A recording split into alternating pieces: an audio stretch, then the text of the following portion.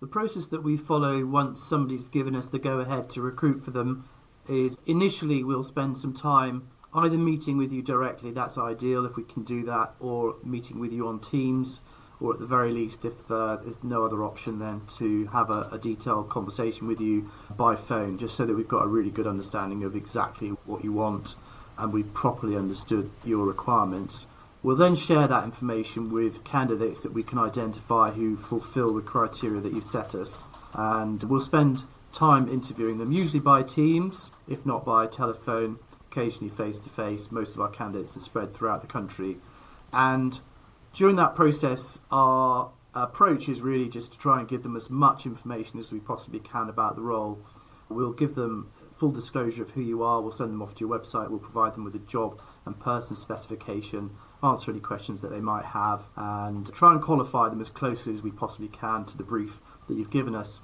During this exercise, we will tell them that they have every right to withdraw themselves from the process. So we'll actually actively encourage them to withdraw themselves from the process.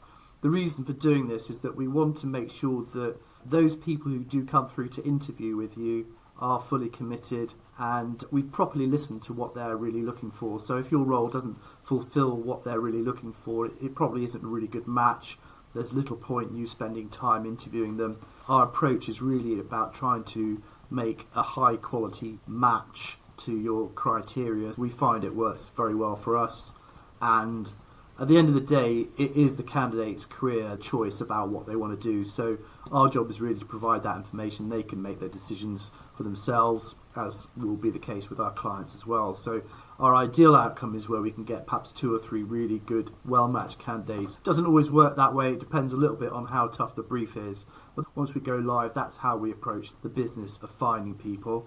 And once we've gone through that exercise, it could well be the case that we will be actively involved in helping to negotiate the terms, any sort of minor details, making sure they've understood what the offer is and how it works, and securing their resignation with their employers and coaching them through that process as well. So there's quite a lot of after-sales support that we tend to do, which is quite important to making sure the process runs smoothly and any questions or concerns are addressed both for our hiring managers and the hiring companies as well as for the candidates themselves.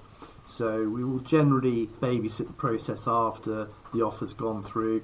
We'll also get involved in taking up the references as well if that's required by our hiring companies. If you'd like to know more, you can actually download our terms on this page. So if you scroll down, you can download some terms and see what those are. And if you'd like to give us a brief on any particular role that's giving you a headache, we'd be very happy to hear from you. Thanks.